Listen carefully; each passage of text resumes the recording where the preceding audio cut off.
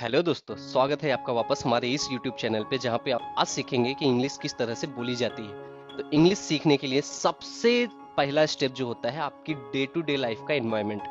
अगर मैं किसी ऐसे एनवायरनमेंट पे हूँ जहाँ पे एक नॉर्मल लैंग्वेज यूज किया जाता है, फॉर एग्जांपल मैं किसी गांव में रह रहा हूँ, तो गांव का जो एनवायरनमेंट है वो पूरी तरह से अलग होता है। वहाँ पे इंग्लिश तो छोड़ो, हिंदी भी ढंग से नहीं बोली जाती।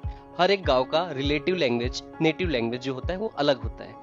तो मैं अगर बात करूं मेरे गांव का, तो मेरे गांव का जो लैंग्वेज है वो हिंदी भी नहीं, उनसे भी अलग है। मैंने इंग्लिश को सीखा और बहुत ही कम समय में मैंने इंग्लिश को सीख के आज मैंने अपना करियर बनाया है और मैं अच्छी तरह से इंग्लिश में प्रेजेंटेशन दे सकता हूँ, इंग्लिश में वीडियोस बना सकता हूँ। आप मेरे प्लेलिस्ट भी चेकआउट कर सकते हो, वहाँ पे मैंने इंग्लिश में वीडियोस बनाए हैं, ट्यूटोरियल्स बनाए हैं जिसको आप देख सकते हो। तो सबसे पहले हम समझते हैं कि हमारा normal day to day life में जो हमें चेंजेस करने हैं वो सबसे पहले हमें करना क्या है। हमें हमारे डे टू डे लाइफ का जो कन्वर्सेशन है उसको थोड़ा सा मॉडिफाई करना है। चेंज नहीं बोलूंगा, मॉडिफाई बोलूंगा। वो इसलिए, अगर समझो आप हिंदी में बात कर रहे हो और उसमें आप कुछ वर्ड्स ऐसे हैं जो बैक टू बैक आप हिंदी में बात कर रहे हो जबकि उसका इंग्लिश वर्ड आपको पता है, तो आपको करना क्या है, सिर्फ वो हिंदी वर्ड को रिप्लेस करना है आपके इंग्लिश वर्ड के साथ। फॉर एग्जाम्पल, अगर मैं अभी आपसे जो भी कन्वर्सेशन हो रहा है हमारा, आप देखोगे मैं ज्यादा से ज्यादा ट्राई कर रहा हूँ कि इंग्लिश वर्ड यूज करूँ।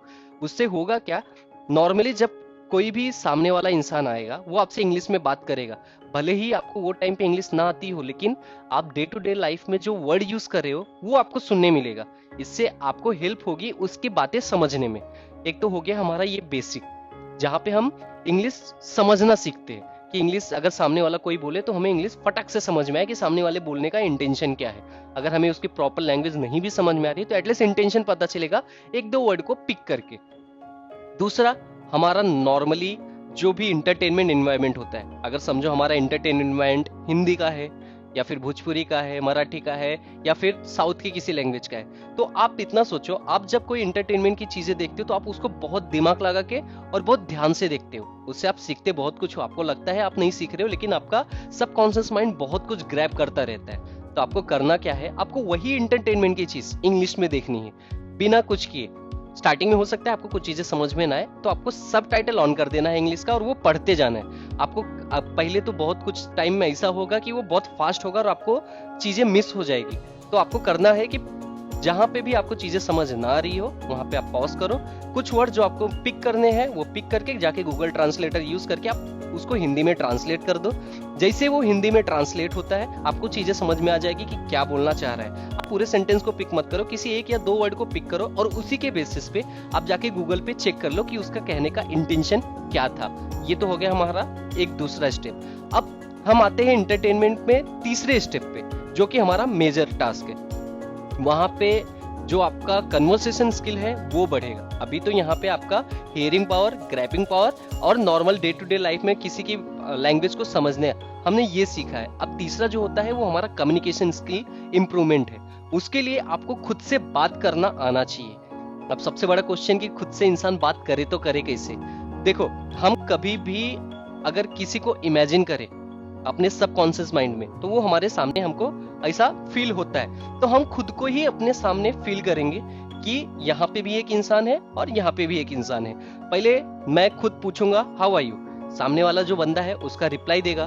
तो हम वेट नहीं करेंगे, हम खुद फटक से अपना जो पर्सनालिटी है चेंज करेंगे और ये सोचेंगे कि सामने वाले ने हमसे पूछा हाउ आर यू, अब हम उसका जवाब देंगे या I am fine, how are you या व्हाट अबाउट यू। तो ये दूसरा तरीका हो गया और इसी बेसिस पे आपको डे टू डे एक एक सेंटेंस को बढ़ाने। देखो, ये चीजें आपको अचानक तो आएगी नहीं, या फिर मूवी देख के नहीं आएगी, या फिर आपको किसी से सुन के नहीं आएगी। ये चीजें आपको खुद से ढूंढनी है कि आज मुझे कौन सा सेंटेंस सीखना है। नॉर्मली आप धीरे धीरे करके सीखोगे और ज्यादा से ज्यादा 10 से 15 दिन में आप एक अच्छी कन्वर्सेशन स्किल लेवल पे इंग्लिश सीख जाओगे। और इसके अलावा आपको जो वर्ड्स है, डेली एटलीस्ट 5 वर्ड्स आपको रिमाइंडर करने हैं और वो 5 वर्ड्स को आपको ट्राई करना है कि वो आप डेली कन्वर्सेशन में यूज करो। ज्यादा नहीं बोलूंगा, डेली 5 वर्ड्स बोलूंगा जो बेसिक होते हैं, बस वो 5 वर्ड्स पकड़ो और उसी के बेसिस पे आप डेली 5 + 5 + 5 इसी तरह से ऐड करते जाओ। और बहुत ही जल्द आई एम श्योर कि आप एक अच्छे इंग्लिश स्पीकिंग बोलना चालू करोगे।